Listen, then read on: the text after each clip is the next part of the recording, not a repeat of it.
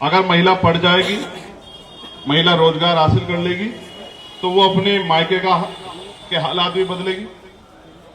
और अगर महिला पढ़ लिख के जिस परिवार में जाएगी उस ससुराल के भी हालात बदलेगी। ये सरकार सब कुछ दे सकती है, शिक्षा नहीं देगी। और हम ये मानते हैं बिना शिक्षा के हमारा भला नहीं होगा। हम चिकित्सा व्यवस्था को मजबूत करेंगे और गरीबों के हित में करेंगे। मैंने कहा आशा, आंगनबाड़ी, भोजन माता, पंचायत सहायक, जितनी बहनें हैं, जो बहनें आज 2000, 2500, 3000 आशा बहनों से पूछ लेना 5000 में काम करती है, एक साल रुक जाओ, ताकत बनने दो, 20,000 रुपए से कम वेतन नहीं होगा किसी का। मेरी बात को आप याद रखें। मैंने आपको यहाँ क्यों बुलाया, इसी जगह क्यों बुलाया, इसके पीछे भी एक पूरा किस्सा। तो मैं अपनी बात आपसे जब रखूंगा तो सारी बात बता दूं।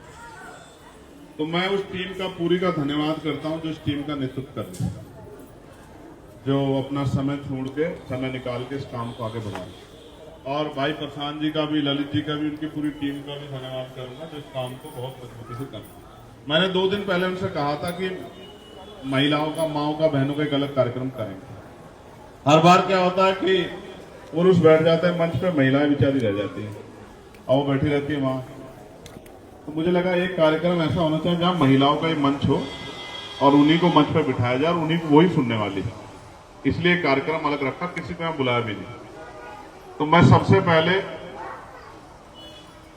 सभी संतों, गुरुओं और महान पुरुषों को नमन करता हूं। और ये जो ऐतिहासिक स्थल है, मैं यहां पहले भी आया था और जब जब मुझे समय मिलता है मैं आता रहता हूं। अभी कुछ दिन पहले भी मैं यहां आया था। हमारे यहां माना जाता है कि हम अपनी ऐतिहासिक जगहों पे खड़े होकर जो बात कहते हैं, हम उसको झूठ नहीं बोलते। हम उसको वही बात कहते हैं जिसको हम निभा सकते हैं, जिसको हम कर सकते हैं। कहते हैं ना कोई, हालांकि इन चीजों में कुछ रखा नहीं है क्योंकि हम लोग महापुरुषों को मानने वाले लोग हैं, विश्वास पाखंडवाद को नहीं मानते। लेकिन कहते ना कोई माँ के सर पे हाथ रख के कोई झूठ नहीं बोलता, या अपनी बहन को या बच्चों के सर पे हाथ रख के कोई झूठ नहीं बोलता। तो ये एक बड़ी ऐतिहासिक स्थल है। मैं उन तमाम महापुरुषों को याद करूंगा जिन्होंने अपना और अपने परिवार का बलिदान दे दिया हम लोगों के लिए, कि हमें स्वाभिमान सम्मान का जीवन मिले, हक अधिकार मिले। जब से इस आंदोलन में हम लोग जुड़े हैं और आज तक एक लंबा समय बीत गया। मैं देश भर में जाता हूं, दुनिया में भी घूम के आया हूं। मैं मानता हूं अगर सबसे बुरी स्थिति किसी की है तो वो महिलाओं की। पूरी दुनिया में, देश में, कई प्रदेशों में घूम के मैं कह सकता हूं कि अगर सबसे बुरी स्थिति है किसी की तो वो महिलाओं। और संविधान के आने के बाद महिलाएं आगे भी बढ़ी है, ऐसी बात नहीं कि आगे नहीं बढ़ी है। बहुत सारी महिला आगे बढ़ी है, कुछ डॉक्टर बनी है, कुछ इंजीनियर बनी है। हमारे यहाँ डीएम महिला है, हमारे आईडीएम महिला है, कुछ आईएएस आईपीएस भी बनी है, कोई वकील बनी है, कुछ जज बनी है। जिन्होंने शिक्षा को माना है वो आगे बढ़ी है। और राजनीतिक प्रतिनिधित्व के कारण महिलाओं को जो राजनीतिक प्रतिनिधित्व मिला है, वो गांव की प्रधान भी बनी है, विधायक भी बनी है, सांसद भी बनी है, चेयरमैन भी बनी है, जिला पंचायत सदस्य बनी है, जिला पंचायत के अध्यक्ष भी बनी है। बहुत सारे पदों पे वो गई। लेकिन इस पूरे उसमें घूम के मुझे ऐसा लगा है कि हमारे सारे महापुरुषों ने महिलाओं को अधिकार मिले, इसके लिए सबसे ज्यादा काम किया कि महिलाओं को अधिकार मिले। क्या आज महिलाएं अधिकार प्राप्त कर चुकी हैं? क्या महिलाएं आज अपने मन से अपना जीवन जी पा रही हैं? क्या पढ़ी लिखी महिलाओं को रोजगार मिल रहा है? क्या आज भी न्यूनतम वेतन का लाभ महिलाओं को मिल रहा है? तो जवाब है नहीं। मैं जब देश भर में घूमता हूं तो मुझे महसूस होता है कि अभी भी हमें महिलाओं के लिए ज्यादा काम करने की आवश्यकता है। और महिला का जीवन बदलेगा तो 3 पीढ़ियों का जीवन बदल जाएगा। अगर महिला पढ़ जाएगी, महिला रोजगार हासिल कर लेगी, तो वो अपने मायके उसके हालात भी बदलेगी। और अगर महिला पढ़ लिख के जिस परिवार में जाएगी उस ससुराल के भी हालात बदलेगी और फिर अपने आने वाले बच्चों का भविष्य भी अच्छा बनाएगी। और जितने हमारे महापुरुष हैं उनको आप देखोगे, बाबा साहब अम्बेडकर हों, राष्ट्रपिता ज्योतिबा फुले हों, छत्रपति साहू जी महाराज हो, शिवाजी महाराज हो, मां सावित्रीबाई फुले हो, तमाम हमारे महापुरुषों ने, संत गाडगे जी महाराज हो, महिलाओं की शिक्षा, महिलाओं की तरक्की पे ज्यादा काम किया। जब तक महिलाओं के हालात नहीं बदलेंगे तब तक देश के हालात नहीं बदलेंगे। तो महिलाओं के हालात बदलने के लिए बहुत बुनियादी काम करने पड़ेंगे। आज 4 जून है, हम लोग एक यात्रा जो शुरू कर रहे हैं, वो यात्रा हम लोग महिलाओं के साथ साथ पढ़े लिखे बच्चों को, नौजवानों को, पढ़ने वाले बच्चों को, पढ़ने वाली बच्चियों को, किसानों को, मजदूरों को, उन तमाम लोगों को बुनियादी हक देने की यात्रा हम लोग शुरू कर रहे हैं, जिससे उनके जीवन में बदलाव हो।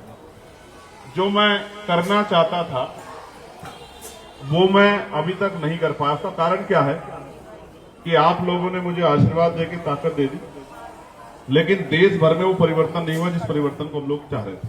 और वही सत्ता वापस लौट आई। वो सत्ता वापस लौट आई तो जो हम लोग करना चाहते थे वो अपने क्षेत्र में नहीं कर पा रहे। अभी हम पे क्या है, एक कमरे की चाबी है, घर की चाबी नहीं है। उस कमरे की चाबी में हम उस कमरे का भला कर सकते हैं। कहीं सड़क नहीं, सड़क बनवा सकते हैं, कहीं लाइट नहीं लगी, लाइट लगा सकते हैं, कहीं नाली की खराबी है, नाली खराबी ठीक कर सकते हैं, बिजली की व्यवस्था है उसमें थोड़ा सा काम कर सकते हैं। लेकिन जो मुख्य काम है, जिस काम के लिए हमने आंदोलन शुरू किया, महिलाओं को घर पे रोजगार देना, जो पढ़ी लिखी महिला है उनको भी और जो नहीं पढ़ी लिखी उनको भी, बच्चों को अच्छी शिक्षा दिलाना, पढ़े लिखे नौजवानों को रोजगार दिलाना, आशा बहनें, आंगनबाड़ी बहनें, भोजन माताएं, पंचायत सहायक, रोजगार सेवक, होमगार्ड की बहनें, पीआरडी की बहनें, उन सबको उचित वेतन और राज्य कर्मचारी का दर्जा दिलाना, वो काम हम नहीं कर पाए। शिक्षा मित्रों को, तमाम उन बहनों को जिनका अधिकार बैठता है, जो यहां काम करते हैं अस्पताल में, आज मजबूरी में 5,000, 7,000, 10,000 रुपए में काम करने के लिए मजबूर है। आप मुझे बताओ, इस बढ़ती महंगाई में जहां सिलेंडर जो है 1,000 रुपए के करीब मिल रहा हो, क्या हम लोग 5,000, 7,000 में अपना घर चला सकते हैं? न्यूनतम वेजेस हम लोगों ने पार्लियामेंट में लड़कर 753 रुपए लागू करवाया। कितना? लेकिन राज्य सरकार अभी नहीं दे रही है। 753 रुपए किस बात के? चाहे आप खेत में काम करो, चाहे फैक्ट्री में काम करो, चाहे कंपनी में काम करो, चाहे किसी के दुकान पे काम करो, चाहे वो महिला हो या पुरुष हो, चाहे किसी के घर में राजमिस्त्री के काम में करे, चाहे कोल्हू में करे, चाहे भट्टे में करे, कहीं करे, चाहे उसको 753 रुपए कम से कम मिलेंगे। 753 का मतलब यह कि महीने में कम से कम 20,000 रुपए उनके घर में आएंगे। लेकिन ये सरकारें बीच में अड़के बैठ गई। आज भी मैं जाता हूं ना गांव में, मैं अपनी बताता हूं, और आपको औरों क्या कहूं। मेरी मां जब हम छोटे थे तो वो खेत से घास लेके आती थी, उस घास को वो भैंस को चारा देके दूध बेच के हमें उसने पढ़ाया, आगे बढ़ाया। आपका दूध जाएगा 50 रुपए और पैकेट का दूध आएगा 100 रुपए का। और दूध कितना? 4 लीटर, 5 लीटर, कुछ आप उसमें से घर रख लोगे। 200-300 रुपए को काम करके 5-6 हजार रुपए में थोड़ा घर आगे बढ़ रहा है। अमीरों के यहां जितना भोजन हम लोग खाते हैं उससे ज्यादा भोजन बच जाता है उनके यहां। उनके जानवर हमसे अच्छा भोजन खाते हैं। उनके जानवरों के लिए एसी लगा हुआ है, गर्मी के सर्दी के लिए हीटर लगा हुआ है, अच्छे गद्दे हैं, अच्छी दवाइयां, और हम लोग गरीबी, बेबसी, लाचारी के जीवन में अपना जीवन यापन कर रहे हैं। हमने 22, 32, 33 मुद्दे बनाए। हमारी बहनों के जरिए मुद्दे आप तक पहुंचेंगे। कुछ बहनों ने बताए भी होंगे। मैं आज आपको कह रहा हूं, मेरी बात को गौर से सुन लो, और जो मैं इस गुरु घर में खड़े हो कह रहा हूं, वचन दे कह रहा हूं, जब तक मेरे शरीर में लहू का आखिरी कतरा रहेगा मैं इस काम को पूरा करने के लिए लड़ता रहूंगा। जो बात मैं आज कह रहा हूं मैं इसको सभा में कहूं तो हो सकता है कि हालांकि मैं अपनी बात से इधर नहीं होता, लेकिन अगर मैं सभा में कहता हूं तो हो सकता है उसमें कोई राजनीतिक बात हो, लेकिन मैं गुरु घर में खड़े होकर कह रहा हूं, तो मैं वचन दे के कह रहा हूं कि मैं मिट तो सकता हूं लेकिन अपनी बात से पलट नहीं सकता। कक्षा 1 से 12 तक की पढ़ाई मुफ्त करेंगे बच्चों के लिए, बच्चियों की कक्षा 1 से 12 तक की पढ़ाई। और सिर्फ पढ़ाई नहीं, ऐसी पढ़ाई जो प्राइवेट स्कूलों में 2, 3, 4, 5 हजार रुपए देके मिल रही है, ऐसी पढ़ाई मुफ्त करेंगे। मैं आपको वचन दे कह रहा हूं, आपका बच्चा भी अंग्रेजी में बात करेगा, आपका बच्चे भी अंग्रेजी में पढ़ के आएगा, और आपका बच्चा भी प्राइवेट स्कूलों के बड़े बड़े फीस वाले बच्चों का मुकाबला करेगा। आपका बच्चा भी 12वीं तक पढ़ के और उसके बाद जब वो आगे बढ़ना चाहेगा, मैं तो कह रहा था परसों, मुझसे किसने पूछा था, मेरा बस चलेगा तो मैं डॉक्टर की पढ़ाई फ्री कर दूंगा बच्चों के लिए, इंजीनियरिंग की पढ़ाई फ्री कर दूंगा। हम रोजगार नहीं दे सकते ना, सरकार कहती है हम पे रोजगार नहीं है, तुम ना आप रोजगार मत दो, आप बच्चों को पढ़ने के लिए छूट दे दो। आप बीटेक करना चाहे, एमटेक करना चाहे, पॉलिटेक्निक करना चाहे, लॉ करना चाहे, एलएलएम करना चाहे, आप बीटीसी करना चाहे, बीएड करना चाहे, एमबीए करना चाहे, एमसीए करना चाहे, एमबीबीएस करना चाहे, एमडी करना चाहे, फ्री कर दो। आप मत दो रोजगार, आपके रोजगार की जरूरत नहीं है। अगर सरकार नहीं देखना चाहती गरीबों को तो मत देखे, आप हमारे बच्चे को काबिल बना खड़ा कर दो, पूरी दुनिया में वो रोजगार कर सकता है, मैं उस बात की गारंटी दे सकता हूं आपको।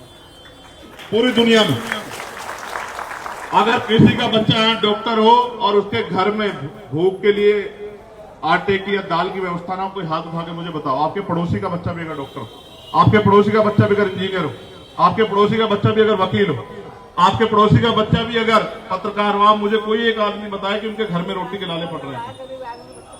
मैं बहुत जिम्मेदारी से आपको कह रहा हूं, ये सरकार सब कुछ दे सकती है, शिक्षा नहीं देगी, और हम ये मानते हैं बिना शिक्षा के हमारा भला नहीं होगा। जो बच्चे तैयारी कर रहे हैं कंपटीशन की, उनके लिए हम लोग कोचिंग सेंटर खोलेंगे और मुफ्त कोचिंग सेंटर खोलेंगे और बेहतर से बेहतर टीचर रख के उनकी परीक्षा की तैयारी करवाएंगे कि उनकी नौकरी के बीच में कोई अड़चन ना आए। मेरी बात को आप याद, हम बड़े बड़े उद्योग धंधे लाके इस क्षेत्र में स्थापित करेंगे और हर क्षेत्र में स्थापित करेंगे, जिससे घर के पास में ही 18, 20, 25 हजार रुपए का रोजगार बेटियां कर सकें, जिससे उनको कर्ज ना लेना पड़े, जिससे उनको किसी के हाथ ना फैलाना पड़े, जिससे उनको किसी और तरह की परेशानी का सामना ना करना पड़े। हम चिकित्सा व्यवस्था को मजबूत करेंगे और गरीबों के हित में करेंगे। आज क्या है, बीमार हो जाएगा, अच्छे डॉक्टर को दिखाना, जान बचाने, तो कहां भागेंगे बताओ ईमानदार? सरकारी अस्पताल में, प्राइवेट अस्पताल में क्यों नहीं जाते? सरकारी में, सरकारी के डॉक्टर की तनख्वाह ज्यादा, क्यों नहीं जाते? पता है क्यों? ना डॉक्टर साहब मिल रहे हैं, ना दवाइयां हैं, ना टेस्ट करते, वो दवाइयां बाहर से लिख देते हैं, ना सुविधाएं हैं, ना बिजली का पंखा है, ना एसी है, ना अस्पताल में बैठने की जगह है, ना नर्स है हमारी बहन, ना कंपाउंडर है। दवाइयों के जो मानक इतने घटिया क्वालिटी के हैं कि उनसे आदमी इलाज की जगह, ठीक की जगह बीमार हो जाए। ये सारी चीजें बदलनी पड़ेंगी, क्योंकि अगर ये नहीं बदली तो गरीबों को उनके बजट में इलाज नहीं मिलेगा, और इलाज नहीं मिलेगा तो पैसे की कमी के कारण लोगों की जान जाती रही, किसी को कोई फर्क नहीं पड़ेगा। इसलिए इसको बदलना पड़ेगा। बताओ, बदलना पड़ेगा नहीं पड़ेगा? बताओ। आप नहीं चाहते कि आपको आप चाहते आपको उधार लेना पड़े अपने बच्चों किसी के इलाज के लिए? मैं तो सतगुरु जी से प्रार्थना करूंगा कि आपके यहाँ कोई बीमारी ना हो, लेकिन अगर बीमार हो जाए तो किसी की जेब भी तो ना कटे ना। हम सारा पैसा लगा देते हैं परिवार के ऊपर, कैसे? इलाज में, और हमारा आदमी भी नहीं बचता और हमारा पैसा भी सब कुछ चला जाता है, हमारी जमीन भी चली जाती है, हमारे गहने भी चले जाते हैं। कब तक जेब कटती रहेगी? मैं आपको फिर कह रहा हूं, मैंने कहा आशा, आंगनबाड़ी, भोजन माता, पंचायत सहायक, जितनी बहनें हैं, जो बहनें आज 2000, 2500, 3000 आशा बहनों से पूछ लेना 5000 में काम करती है, एक साल रुक जाओ, ताकत बनने दो, 20,000 रुपए से कम वेतन नहीं हुआ किसी का। मेरी बात को आप याद रखें। और मैंने फिर कहा न्यूनतम वेजेस लागू करा देंगे, हम एडी चोटी का जोड़ लगा लें। गर्मी से नहीं डरते हम? अभी देखो कितनी शानदार गर्मी, इसी गर्मी में हम लोग संघर्ष करेंगे। देखो मैं आज कह रहा हूं, अगर मुझे अपनी जान की या अपने साथ मेरे साथियों को अपनी जान की परवाह होती तो हम गर्मी में नहीं धक्के खा रहे होते। हमें अच्छी रोटी मिल रही है, लेकिन जब हमारे पड़ोस में हम देखते हैं कि हमारे परिवार को अच्छी रोटी नहीं मिल रही तो हमें तकलीफ होती है। जब हम इस बात को लड़ रहे हैं तो ये सरकारें हमारे खिलाफ लड़ रही है। आज क्या हो रहा है, हमारे बैनर फाड़ दिए, हमारी बसें रोक रहे हैं। आपने देखा नहीं देखा, बसें रोक रहे हैं। क्यों रोक रहे हैं? हम कोई अपराध कर रहे हैं क्या हम पहले हैं ऐसा आदमी जो कोई कार्यक्रम कर रहे हैं? आप समझो, ये इतना जुल्म कर रहे हैं। परमिशन, हमारी परमिशन की कॉपी दबा के बैठे हैं और ये हमें डरा रहे हैं। इनके मुकदमा डर रहे हैं हम लोग? जब हमें जान की परवाह नहीं, मुकदमा परवाह करेंगे हम लोग? ये लड़ाई हमारे लोगों के हक अधिकार की है। हमें इसको जीवन का एक एक खतरा लगा के भी इसको लड़ाई को लड़ेंगे हम लोग। मैंने आज कहा है, अगर सुरक्षा छोड़नी पड़े, घर छोड़ना पड़े, सारे सुख त्यागने पड़े, सब करके भी मैं इस लड़ाई को आपके सहयोग से लड़ूं। और मैं आपसे सिर्फ और सिर्फ, आपने मुझे इज्जत दी, आपने मुझे सम्मान दिया, मेरे सर पे हाथ रखा, मुझे पैसे भी दिए, चुनाव भी लड़ाया, मेरे लिए मेहनत भी की। मेरा फर्ज बनता है कि मैं उस कर्ज को उतारूं। मैं रोज लड़ता हूं। एक बिजली के बिल का विषय आया था जो मेरे हाथ में, जो लोग पढ़े लिखे लोग जानते हैं मैं लोकसभा में क्या कर सकता हूं। आपके यहाँ प्रीपेड मीटर लग रहे थे, जबरदस्ती लग रहे थे ना?